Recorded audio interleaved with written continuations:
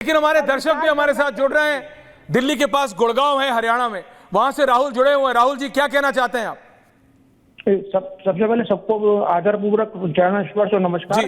जैसे रील्स के बारे में ये बताया जा रहा है कि ये अगर इस तरह की रील्स बनेंगी तो हमारी युवा पीढ़ी और जो लोग जो हैं सनातन से कटे हुए हैं उन पर क्या असर पड़ेगा? वो सनातन के में कैसे जुड़ेंगे? फिर तो कुछ साल बाद जैसे पाकिस्तान बना, फिर भारत जो है पूरा दूसरा पाकिस्तान बन जाएगा। और फर्क क्या रहा फिर? और फिर जो बाबाओं की छवि खराब होती है, जैसे मानवी तरीके एंटी फेमिनिस्ट बनती है, बॉलीवुड लिकर की एजेंट होती है, वो उस तरह के लोग पैदा होंगे, हिंदू भी और बिना हिंदू के भी हैं। ओके, बिल्कुल, ये आपका व्यू पॉइंट है आचार्य विक्रमादित्य जी।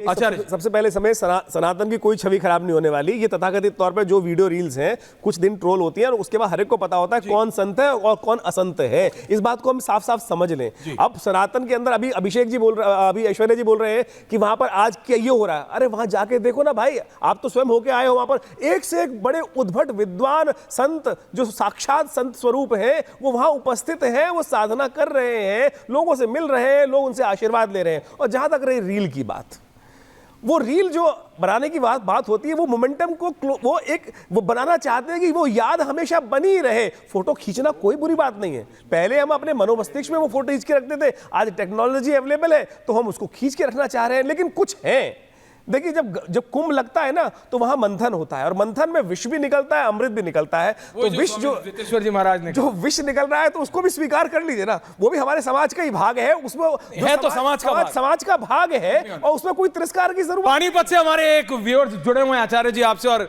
स्वामी अभिषेक जी से सवाल पूछना चाहते हैं। जी भाई साहब।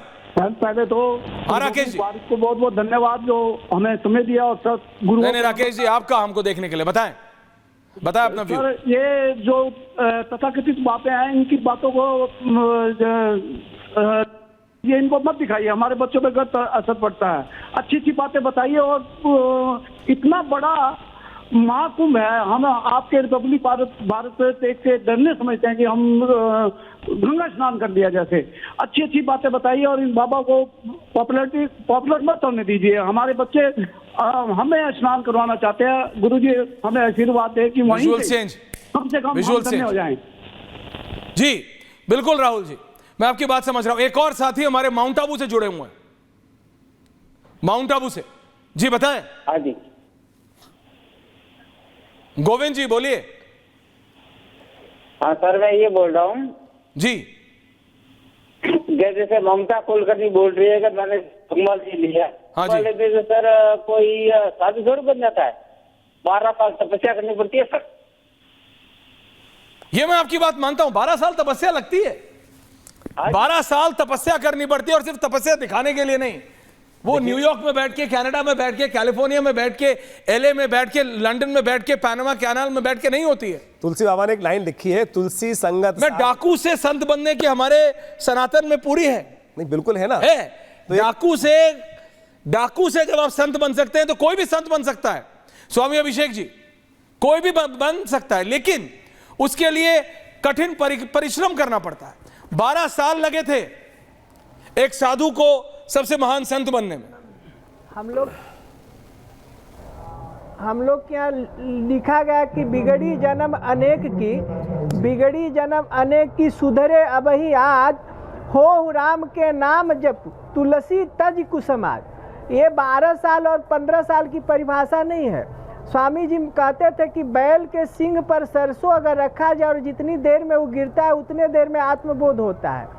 परंतु आत्मबोध करने की इच्छुक जब तक तितिक्षा नहीं होगी, शुभेच्छा नहीं होगी, तो तनुमानसा तक पहुंचने की बात एक कोरी कल्पना होती है।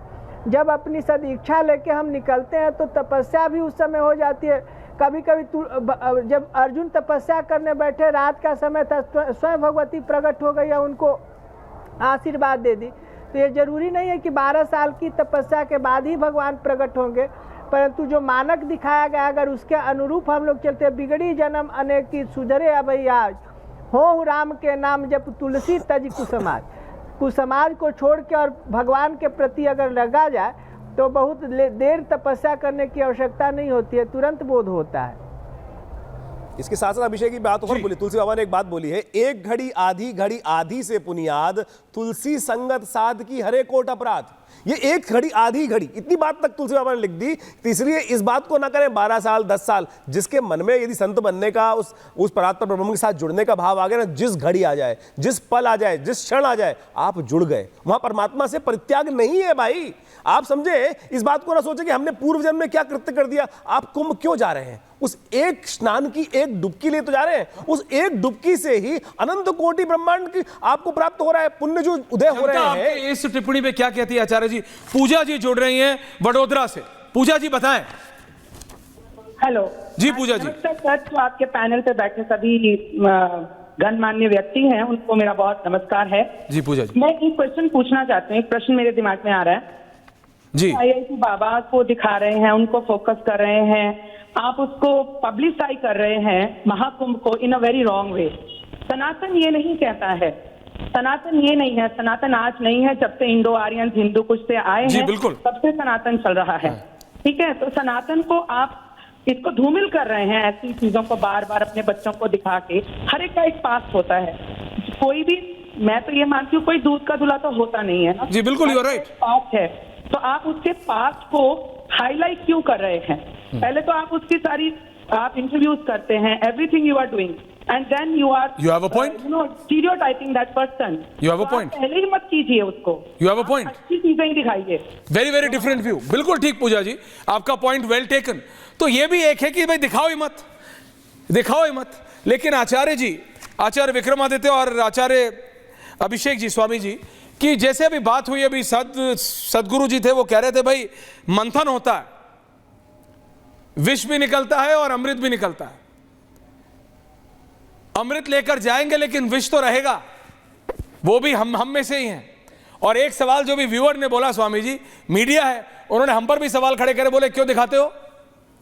पहले अपना रिपोर्टर भेज के पॉपुलर करते हो, पहले अपना रिपोर्टर भेज के चलाते हो, उसके बाद उसको एनालाइज करते हो। स्वामी जी देखिए, हम में सब बराबर हैं, सबको देखना पड़ेगा, सबको अपने अपने गिरवा देखने पड़ेंगे, चाहे आप हो, चाहे मैं हूं, चाहे कोई भी हो। लेकिन मेरा यह मानना है कि सनातन इस सबसे ऊपर है। देखिए जी जी स्वामी अभिषेक जी, देखिए, जब अमृत और विष और अमृत निकलता है, तो जब विष निकलता है तो अपना प्रभाव छोड़ता है, तो किसी भगवान शंकर को प्रकट करना पड़ेगा कि वो विष पी ले। तो ऐसे शंकर कौन निकल के आएंगे जो पिएंगे? एक तो ये बात हुई। अमृत पीने के लिए तो झगड़ा हुआ और विष खोजने वालों के पीने के लिए लोग खोजना पड़ा, परंतु कोई ना कोई प्रकट होते हैं और विष पी के चले जाते हैं। और दूसरी बात यह है कि दिखाए ना दिखाए, ऐसे लोग तो आते रहेंगे और कुछ ना कुछ करते रहेंगे। और जो अपने आप को साधु कह रहे हैं, तो साधु की परिभाषा को परिभाषित नहीं किया जाता है, साधु का वर्णन नहीं किया जाता, और साधु बनाया और बना नहीं जाता है। हम लोग के सनातन सिद्धांत और सनातन पुस्तकों में, शास्त्रों में और पुराणों में साधु के स्वभाव का वर्णन किया गया। सरल स्वभाव न मन कुटिलाई, यथा लाभ संतोष सदाई। ये साधु के स्वभाव का वर्णन किया गया। ये नहीं कहा गया कि साधु बन जाओ, ऐसे बन जाओ, वैसे बन जाओ। हाँ, सन्यास की परंपरा है, ब्रह्मचारी की परंपरा है, वानप्रस्थ की परंपरा जरूर है, और स्वभाव उसमें उन लोगों का आ जाता है तो लोग कहते हैं कि साधु है। जब व्यक्ति दंड लेता है तो ये माना जाता है कि सन्यासी है, चतुर्वर्ण में सबसे श्रेष्ठ हो जाता है, चतुराश्रम में सबसे श्रेष्ठ हो जाता है, तो उसकी पूजा करनी चाहिए। मुरादाबाद